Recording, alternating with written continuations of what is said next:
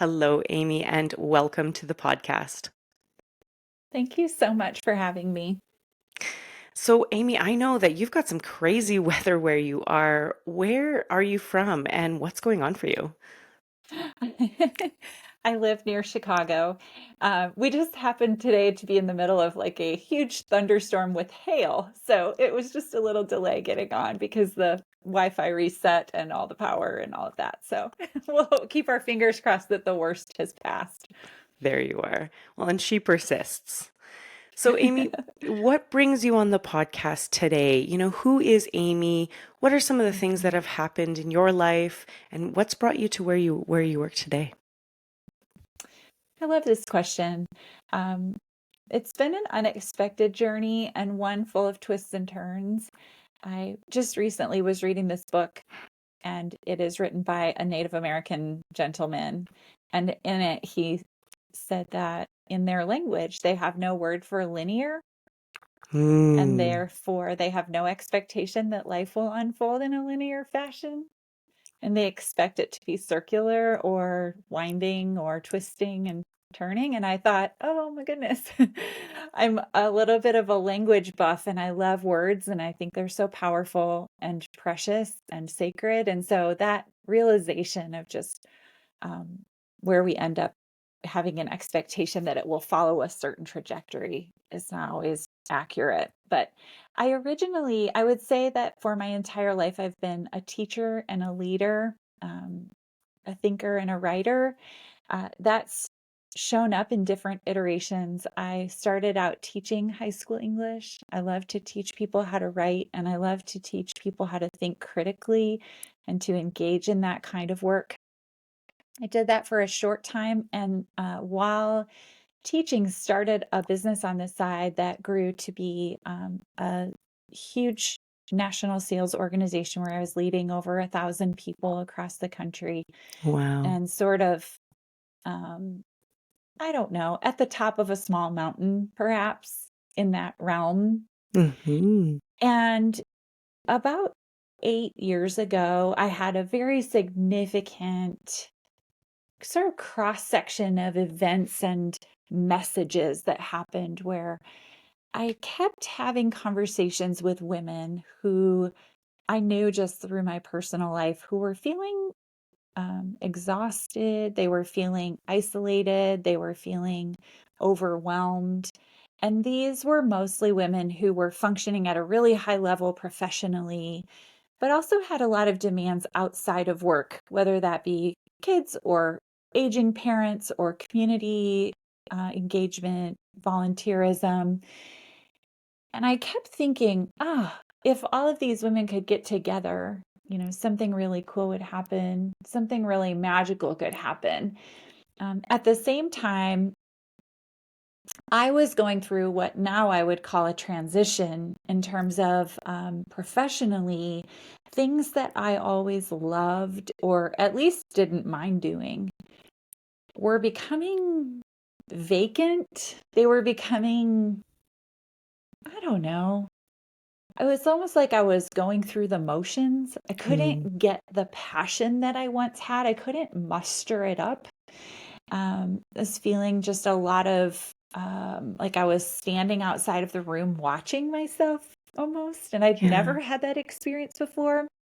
And then we had a very critical conversation right at the cross section of all those other things happening with our financial advisor that led to a bit of an unraveling. So uh, we, I had filled out forms for her, just all of the normal things that they ask, goals and where you are and, um, all of your assets and, just kind of giving a picture of your finances. And we went to her office, my husband and I, and um, it was a day where I remember what I was wearing. I remember the sound of the air conditioning in the background. And she had this stack of papers on her desk, and I really trust her. Hmm. And she said, "You have done a really great job managing what you have. Like, you're not overspending, you're making wise choices. Um, you know, it looks great. There's just one problem. is that if you want to achieve the goals that you've outlined here, and then she paused and leaned forward on her stack of papers and she said, you're not making enough money. Hmm. And Okay. so I had this like crash of all of those things happening at the same time. Mm-hmm. Um, I knew that my husband was in education, he's an educator, and the only way he was going to make more money is to get older. I knew that my kids were at the most critical ages for me to be present in their lives, and I was already working full time. Mm-hmm. And so I couldn't work any more hours. And I knew that I wasn't willing to give up on those goals. Right. And at this time, you're impacting huge amounts of people. And yet, your goals, your personal, things that you are wanting in your life, they Mhm. they are to the wayside a little bit, it sounds like. Uh-huh. Yeah. Okay. And so there was a reckoning Mm-hmm. that Mm-hmm. took, well, I would say I'm just coming out of it now. I mean, Okay. it's been Yeah. a long transition, partially because I wanted to go slowly, but I do believe that transitions are critical for us. Whatever precipitates the transition, it can be a crisis or an event, or it can be just like me, where you kind of are um, outgrown or you're done with a season. It's Mm-hmm. just you've lost the luster for it. I'm not sure why that happens, but it happens to everyone that I know really who's been a leader or who has professionally experienced that. Um, and so what I learned through that, and I'm still learning, is that what needed to change wasn't my external circumstances. What needed to change was me. Hmm. And then I needed to get what that transition had for me. I needed to constantly ask, like, what does this have for me? What's coming up that needs to be healed through this? What are the patterns of thinking and the habits of thinking that are no longer serving me that I need to let go of in order to move into this new space? What well, usually during a transition, everything that needs to be healed or that's unlike moving forward comes up. Mm-hmm. Mm-hmm. Sort of like Absolutely. a beach ball in a pool of water that's been, held under the water for a period of time. It's like during a transition, it's just like whoosh, it comes popping up to the surface Yeah. in such vivid ways. Oh, certainly. I couldn't agree more. I know that we often speak about kind of the breakdown before the change. Mm, That's that pop, that like yes. everything just kind of needs to pop. It kind of needs to blow. It kind Mhm. of needs to get into that place where we have a bit of a reckoning. I loved your word there, and that becomes our launching pad for the Mhm. future. And so yeah, so at this point, I'm seeing that you were able to quickly, with self awareness, say to yourself, okay, so I don't, rather than continually pushing on my external circumstances, there's some internal work that I need to do Mm, here. Many people don't ask that question, so I want to just pause on that. That, maybe for the listener, the next time something is happening in your life, or something that's happening currently in your life, there might be an opportunity here for a question. Instead of saying, how can I continue to control my outside circumstances, what can I internally change? I think yes. that's a really powerful question. And where did it begin to lead you, Amy? Mhm. It led me to the core message of my book, which is that you can't outwork your thought habits. Hmm. So, in the past, my survival mechanism was always to put my head down and work harder. There were very few people who could outwork me, Hmm. who, you know, given a goal with a deadline and clarity on it, I was going to win. Right? Okay. Like I know how to do that. I'm a performer. I can produce. I'm good. Like I know that about myself, right? Hmm. That being said, that was also my survival. That was how I survived. Certainly. And when you employ a survival mechanism past the point of needing it, it becomes detrimental. Hmm. Hmm. And so at that point, I knew that if I went back to my old survival mechanism of just working harder, working more, Hmm. it would be detrimental to my family, but also to me. I didn't want to miss that time with my kids. And again, sometimes my message gets misconstrued because I'll talk about like, you don't have to work more. My message isn't for the person just starting out. Fine. Yeah. Sometimes I think it gets a little muddled in there. It's for the person who has like done some things. Yeah. Yeah. They've built something, they've gotten to a place, and to get to the next level of impact, influence, or income, it's not about working more hours. Hmm. So the thing that got you there isn't going to get you to the next place. Or I'll describe it like riding a bike where, you can pedal and pedal and pedal and pedal in a certain gear. But what this moment is asking of you, or what it was asking of me, was to downshift the gear and actually do fewer revolutions with my pedals, but to travel further with those revolutions at that particular time in my journey. Hmm. That was deeply uncomfortable. Of course. It Of was course. deeply uncomfortable. It also required that I receive feedback from people that was in direct disagreement with the choices I was making, Yeah. and to just be okay with their experience with my choices, Hmm. not try to convince them, not try to sell them on what I was doing or have them come over to my side, but just to kind of like allow them to experience what I was doing and have their reaction to it. Hmm. Hmm. And just that was their reaction. I just Yeah. got very, I was very like I sat in this observer's chair and just watched it a lot of times. Hmm. This is fascinating that my decisions are creating this kind of response. Yeah. I want to dial back. I'm curious. Yeah. The entire time when you were saying, you kind of got to this place, as I envisioned exactly what you said, this kind of, you got to the top of the mountain and you were looking out at the view, and after a while the view got boring, and then, Mhm. and then we continued up.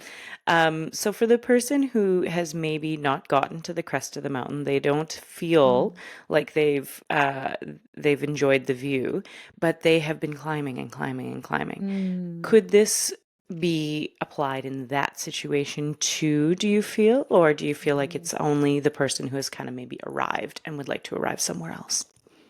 Uh, I think most systems in our world want us to believe that it's because we're not working hard enough, we're not disciplined enough, we're not giving enough of ourselves. For most women, that's not really true. Okay, true. This is interesting timing on this conversation because I had a client call yesterday where we were talking about this very thing. Um, it's about believing that I'm worthy of more. It's Mm, about understanding my value. It's about not giving away my natural genius for pennies when it's worth, you know, huge quantities of remuneration. Like it's about understanding my value and standing in it, mm, showing up in the world saying like I'm worthy of this kind of treatment that creates the change. yeah. If it was just about working harder, and again, this is not for the person who like hasn't done any work yet. Hmm. There was a time where like you just have to dig some ditches, right? Professionally, like you have to build something. But this is like you're down the journey and you want to get to the next place, but it's not working for you to just work harder, or you can't work harder without sacrificing some things that you're not willing to sacrifice. Hmm. So this is where the message hits. And that is work on you, like work on and invest in you. Stop trying to figure out how to get where you want to go, how to sell this amount or get this promotion or get to this level with your business or whatever it is that you're creating, right? Um, and focus on growing you, on working on what's happening inside of you Mm. this deeper work, the outside world will respond in kind. It will bring to you the things that you have been striving for in ways you never could have imagined or expected. Hmm. It's Absolutely. the craziest thing how it works, Yeah. also. Yeah. Um, I think about outside of just business, I'm thinking about, a mother who has been trying to get through to their child. I'm Oh, thinking about, maybe a cancer survivor who is trying to lose the weight. I think that this can apply in so many places. We try and we try and we try and we push and we push and we push. And the work is mhm. involved. It's important. Like you said, I Yeah. love that. Dig some ditches. There's absolutely some effort that needs to be done. But there is a place where you kind of hit a wall and there's this, letting go and letting be. And I Mhm. think that in that period of time, I think what I'm hearing you describing the change becomes internal. It becomes about your own worth, and Mhm. then the reflection on the outside that begins to change. Am I on the Yes. right track there? Yeah, we're trying to figure out the how. Yeah, yeah. How do I lose that weight? How do I get that kid to, how do I get that promotion? How do I, it's just the how. And when you pound on the how so hard, all that usually happens is that you end up feeling less and less worthy. Hmm. There's something wrong with me that I haven't been able to figure this out. Yeah, yeah. Right. And I'm just suggesting, like, just surrender the how, let it go. Focus on growing you, investing in you. Now, that even sounds a little vague. Typically, I'll say, what is right in front of you? Is it a book to read, a podcast to listen to, a class to enroll in, a group to join? Um, is there some sort of thing that is you've been presented with, but you haven't said yes? And it's right there, and Yeah. you kind of know you should do that thing, but it feels a little risky, or it feels like, can I invest that amount of money in just me, or Hmm. can I Or time. invest that amount of time? Can I take that amount of time away from my family to do this? um, it's that thing, Yeah. and it's different for everyone, right? But it's that thing to say yes to. Hmm. Yeah. And when you say yes to it and you do the work of it, the work meaning the self introspection, the journaling, the engagement with the group, the conversation, the whatever it is, right? Mhm. Um, you, I've rarely seen it where you get to the end of that and then there's not another thing waiting for you. Right. Right. Mhm. But we're Hmm. just so out there trying to control the external Yeah. and to discipline ourselves into something. Yeah. No, that doesn't sound like us. That doesn't sound like women. Come on. Yeah, right, right. And you know what? I'm thinking back to energies too, and I'm thinking, how women and femininity and feminine energy is all about receiving, being in peace, and all of those sorts of things. And yet, we've had this kind of more masculine world that has taught us just if you're in a place where you're not getting ahead, then it's just important to just keep doing, and then Yes. you'll be fine, right? So, Particularly when the doing is benefiting that system. exactly. Yeah, precisely. And so like I'm hearing a little bit of a reckoning back to who your essence is, which is to be in more of a place of receiving. Yeah. Mm. Yeah. And that kind of energy also is very community driven and Hmm. relationship driven. It's a lot of connection. I don't find that lasting life change happens ever outside of relationship with other people. Mm. Yeah. Yeah. You can do temporary, but lasting life change, particularly the kind we're talking about, I even think about 12-step programs, right? Hmm. It happens in the context of community. That's what creates the change. Yeah. We're Yeah. designed for community. Like we were designed to live in community with other people. And so a lot of times these types of investments either require you showing up with another person or a group of people in some way that you haven't been. Hmm. Okay. Okay. Hmm. Give us an example, Amy, of how this played out in your life. So, because I'm hearing that, there's probably a few people, wanting the how, because Totally. here's the how. Hmm. That's that, what do I do then? How do I Oh, receive? Where do I get to this place? yeah. Tell me I'll a little only bit of tell you story my about how it went. story because Yeah, it's a good example of like I had no idea how, but I fine.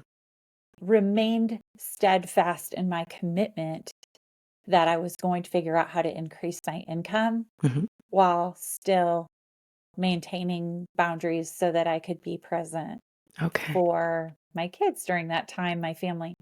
So this was over a period of months. It wasn't like the next day fine.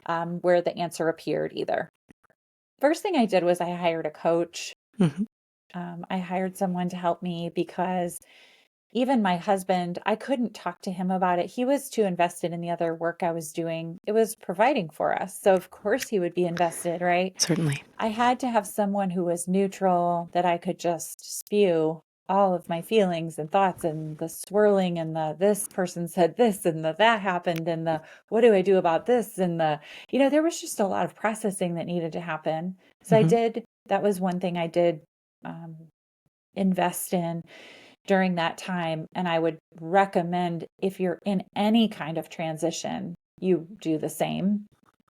Uh, the other thing that happened was it's always a coincidence, right? In quotation marks, air quotes, Air quotes. where I was in Salt Lake City speaking at an event. I had a coach I'd worked with years prior, and I reached out to him and said, I'm going to be in town. I'd love to see you. He's like, Great, I'll pick you up. Let's have dinner. Picked me up from the airport. We had dinner. And I was telling him about this cross section of all these things that were happening. Mhm.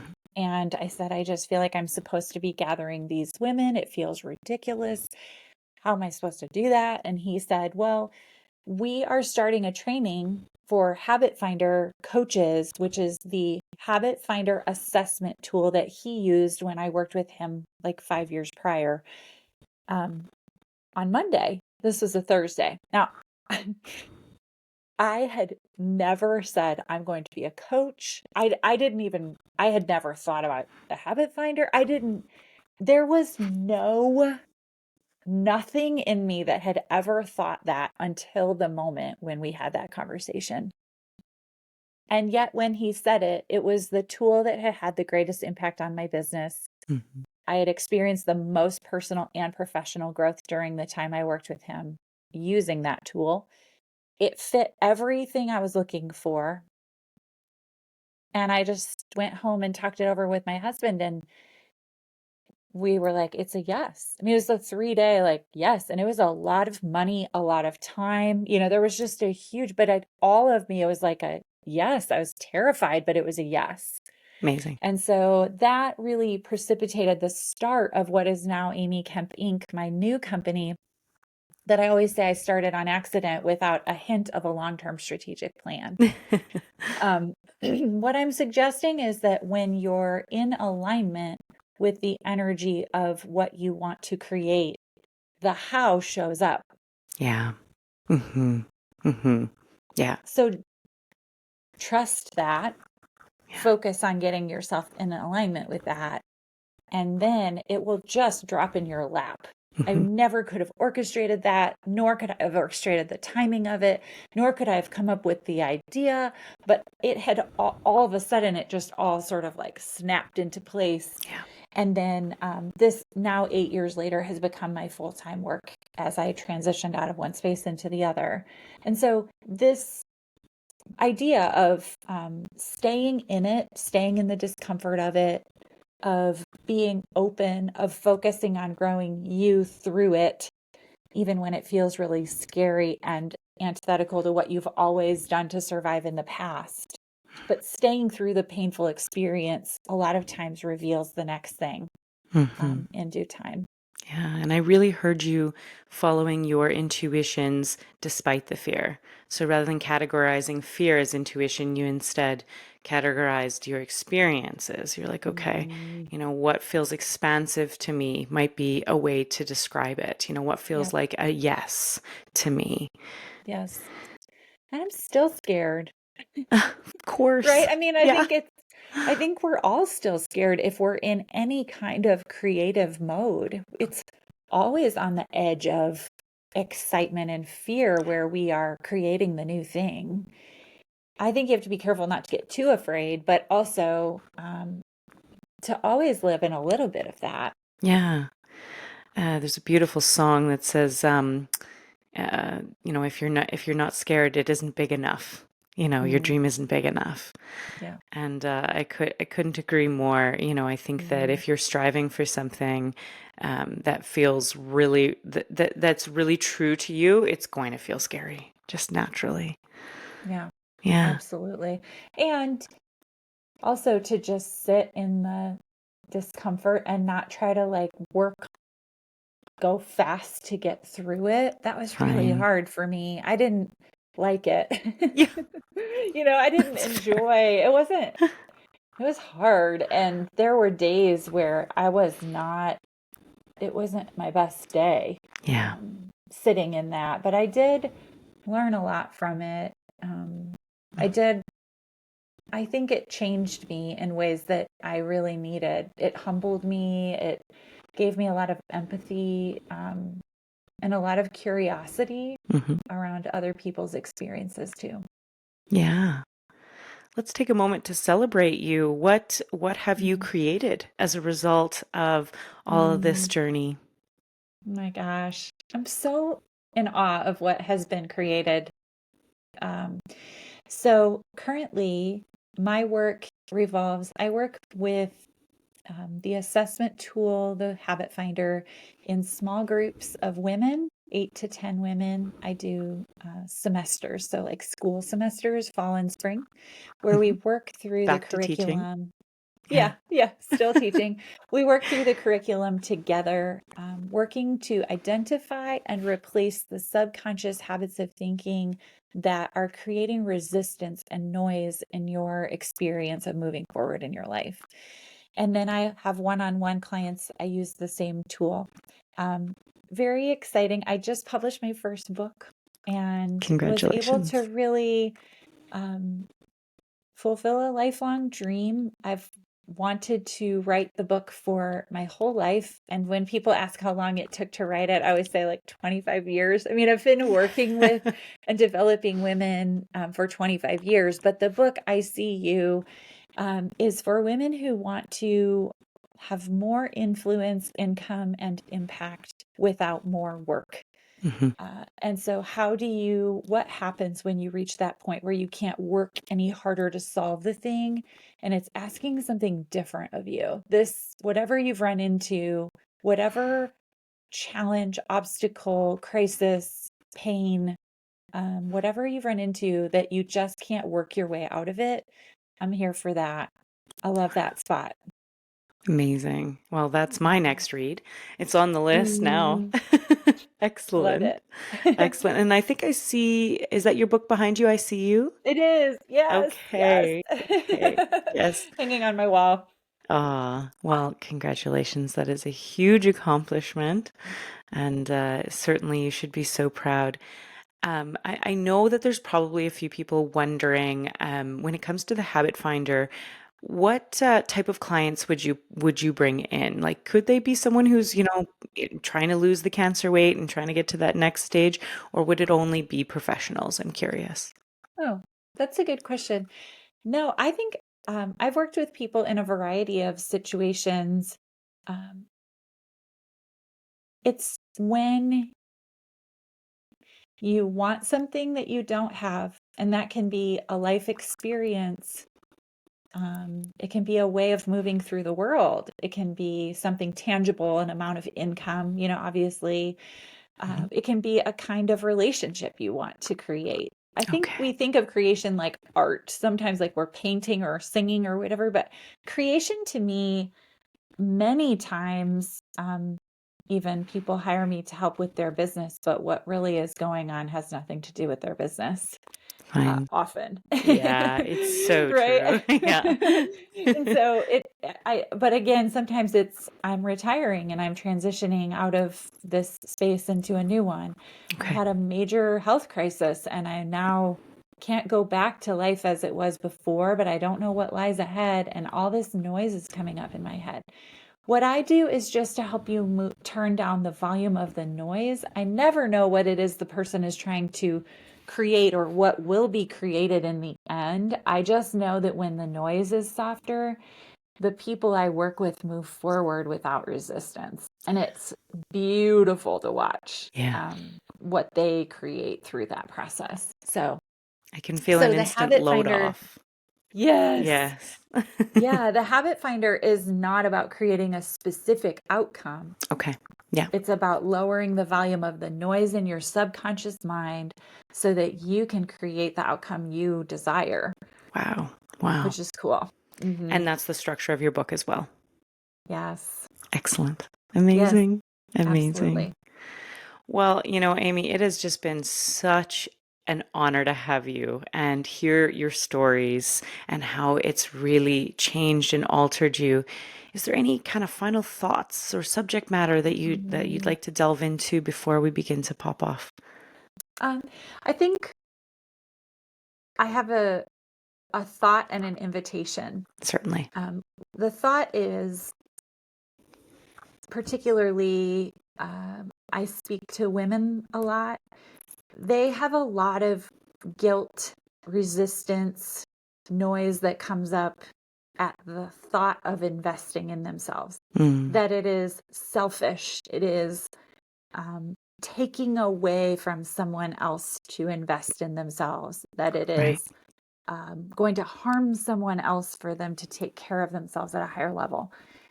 And I want to deeply challenge that line of thinking and ask you to bravely take a step that you've never taken and to, when the guilt comes up, understand that that resistance is normal and natural and a part of growth, but that guilt should be felt when you're doing something harmful, and you growing you helps our entire world. The best thing we can do to combat anything that we see in the world that we don't like right now is to grow ourselves and to invest Certainly. in ourselves. And so it's just a form of bold like statement saying I'm worthy.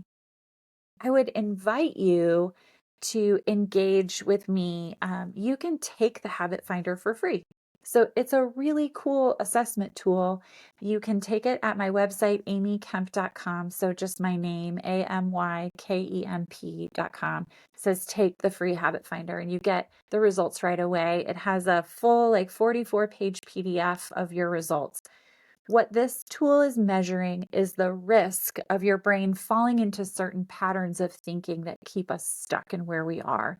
And so, what you'll see is these bars, and when it's red, it means not that you're bad at something or this is a weakness. It means you're at high risk of falling into this habit of thinking when you're not consciously aware. Your brain has a deep groove there, probably Mm, for survival's sake. But it has a deep groove that you're at risk of falling into. And when you fall into that, it hinders your progress. It creates resistance to you creating what you want. And so I would just invite you to take it and be curious about what's happening below the surface, to learn more about yourself, so that you can move forward. excellent. Excellent. Thank you for that. Hmm. I will link that in the show notes as well as any other links that, if anyone wants to connect with you that you've shared with me, I'll make sure to link those as well. Awesome. Okay. Well, it's just been such an honor to hear your story and and all the little tidbits that we've learned, I think have been really eye-opening. I know they have been for me in my own business, in my own experience of life. I'm listening and I'm like, oh, I'm going to read that book. I'm going to tell you for sure. And then yeah, Mm. I'll go take that test too. And yeah, I think it's great. I Mhm. think it's just Awesome. beautiful. So Yes, so thank you so much for being here and for coming in the middle of a thunderstorm. We made it. No interruptions. Yeah, we're lucky there. Mhm, Okay, absolutely. Thank you for having me. I really enjoyed the conversation. it's been a pleasure.